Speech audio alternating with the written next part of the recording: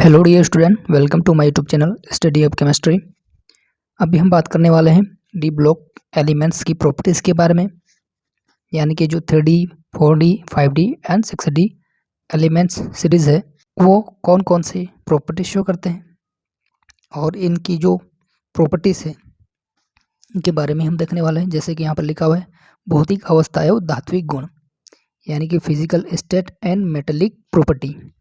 जो elements present होंगे D block के अंतर्गत उनकी स्टेट क्या होगी, ठोस में होंगे, लिक्विड में होंगे या गैस में होंगे। तो यहाँ पर लिखा देखो, मरकरी के अतिरिक्त सभी डी समुदाय तत्व ठोस होते हैं।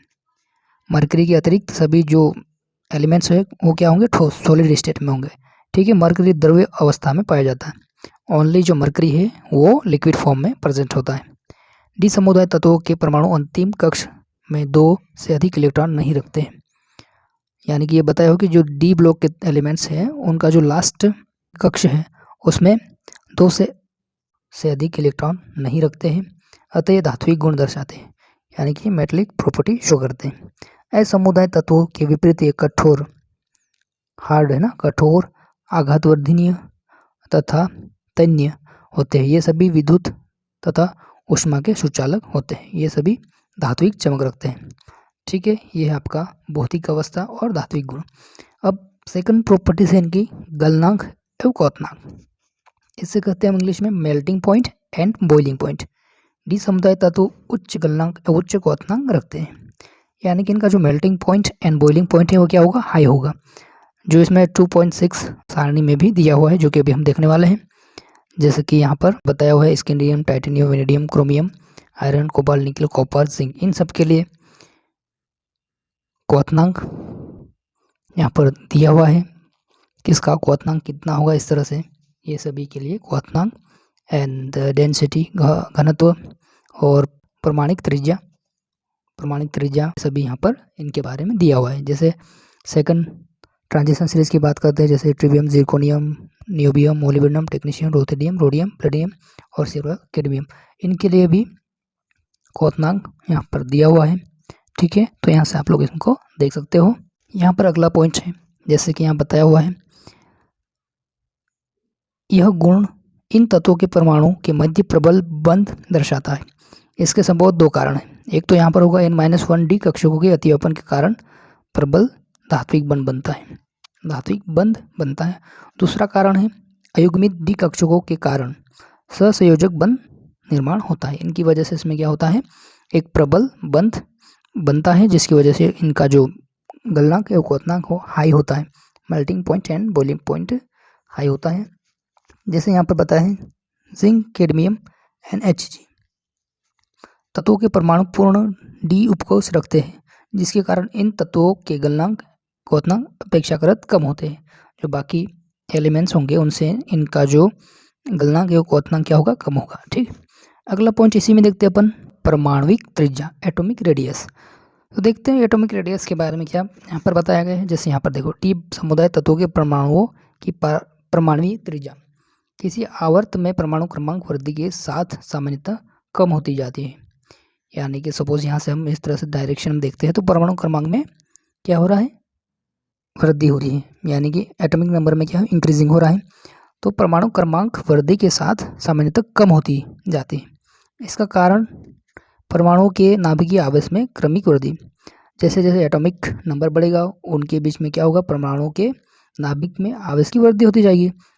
परमाणु क्रमांक वृद्धि के साथ इलेक्ट्रॉन संख्या में भी वृद्धि होगी। आने वाले इलेक्ट्रॉन अंतिम से पहले कक्ष में डी उपकोष में प्रवेश करता है, अतः बाह्य कक्ष पर आवरण प्रभाव में वृद्धि हो जाती है। यही कारण है कि जो डी समुदाय तत्वों के आवर्त में परमाणु क्रमांक वृद्धि के साथ परमाणविक त्रिज्या में कमी अपेक्षाकृत कम होती है।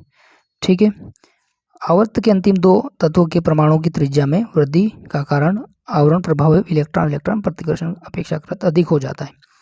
यानी कि जो प्रमाणित त्रिज्या एटॉमिक रेडियस है वो क्या होगा, एटॉमिक नंबर बढ़ने पर वो कम होती जाएगी। ठीक, यहाँ पर लिखा है यदि किसी समूह में ऊपर से नीचे की ओर देखते हैं तो परमाणु त्रिज्या में वृद्धि होती है। अगर यहाँ से अपन पीरियोडिक टेबल में नीचे की ओर आते हैं तो क्या होगा, एटॉमिक रेडियस बढ़ेगी और लेफ्ट टू राइट जाने पर क्या होगा, एटॉमिक रेडियस डिक्रीज होगी। ठीक, यहाँ लिखा भी है, यदि किसी समूह में ऊपर से नीचे की ओर देखते हैं तो परमाणु त्रिज्या में वृद्धि होती है। और डी समुदाय तत्वों में यह नियमितता जिरकोनियम हफनियम में नहीं पाई जाती। ठीक, जिरकोनियम हफनियम में नीचे आने पर जो है एटॉमिक रेडियस नहीं बढ़ती है, मतलब उसमें ये नहीं पाई जाती, लिखा है ना। समूह में जिरकोनियम से नीचे हफनियम आता है, अतः हफनियम की जो परमाणु त्रिज्या जिरकोनियम से अधिक होनी चाहिए, परंतु दोनों की परमाणु त्रिज्या लगभग बराबर है। इसका कारण तृतीय संक्रमण श्रेणी में लेंथेनाइड परमाणु क्रमांक के पश्चात हफनियम परमाणु क्रमांक आना है। लेंथेनम के पश्चात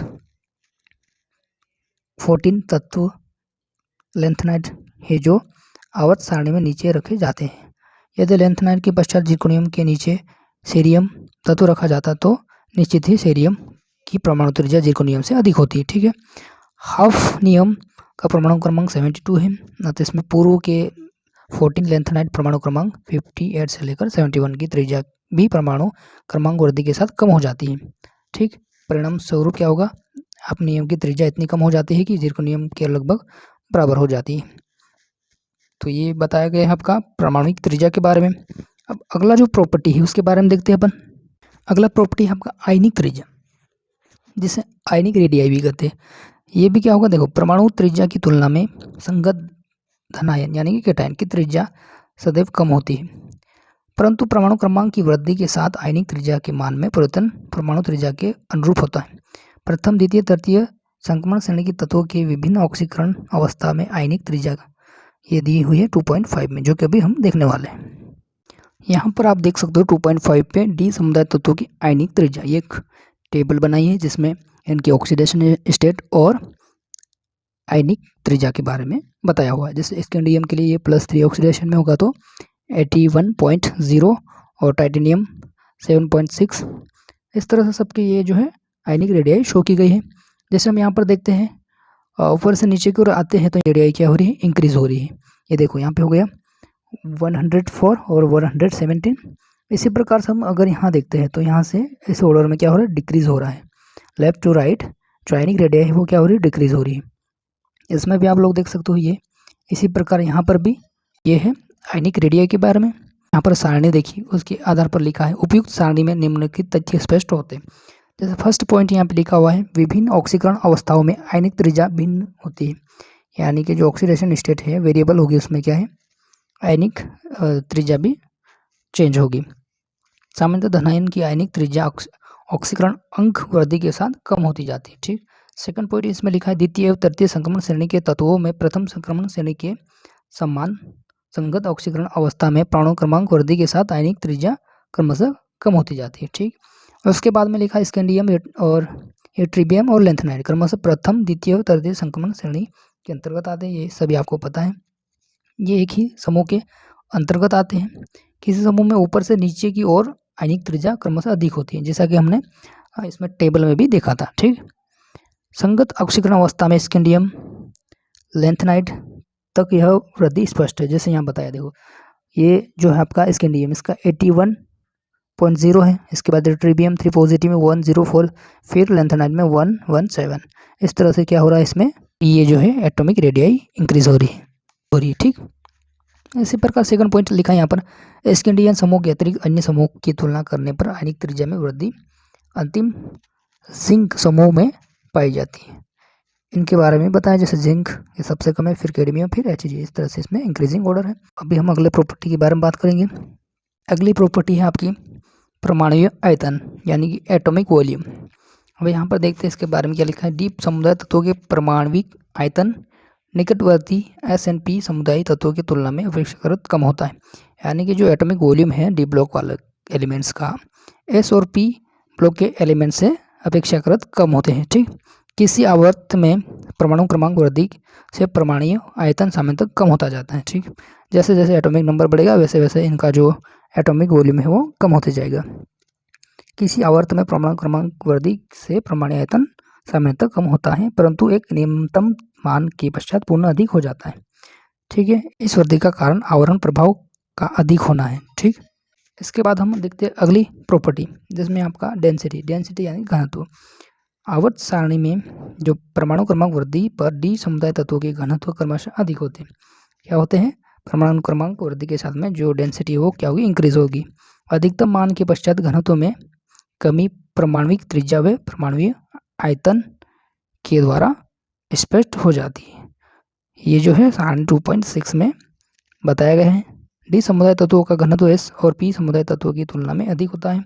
आवर्त सारणी में ऑस्मियम का घनत्व सबसे अधिक होता है। ठीक, ये रही आपकी 2.6 की सारणी, जहाँ पर आपकी डेंसिटी का ऑर्डर भी दिया है, परमाणुक त्रिज्या का ऑर्डर भी दिया है, क्वार्तनांक का भी ऑर्डर दिया है, एटॉमिक नंबर और टर्म सिंबल, और ये सब चीज़ें यहाँ पर दी हुई है। जो भी प्रॉपर्टी हमने पढ़ी है उनके बारे में यहाँ पर ऑर्डर वाइज दिया हुआ है। ठीक है, तो ये थी कुछ प्रॉपर्टीज जो कि डी ब्लॉक एलिमेंट शो करते हैं। इनके अतिरिक्त भी बहुत सारी प्रॉपर्टीज़ हैं जो कि ये एलिमेंट शो करते हैं, जैसे पर्वतीय ऑक्सीकरण अवस्था यानी कि वेरिएबल ऑक्सीडेशन स्टेट, और ये जो डी ब्लॉक एलिमेंट्स हैं कलर वगैरह शो करते हैं, रंगीन आयन और रंगहीन आयन बनाते हैं। ये सभी प्रॉपर्टीज इसमें हैं जो कि हम अगले पार्ट में देखने वाले हैं। अभी हम यहाँ तक ही देखेंगे, अगले जो प्रॉपर्टी इनकी बची हुई है वो अगले पार्ट में देखेंगे। आई होप आपको ये समझ में आया होगा, एंड थैंक्स फॉर वॉचिंग।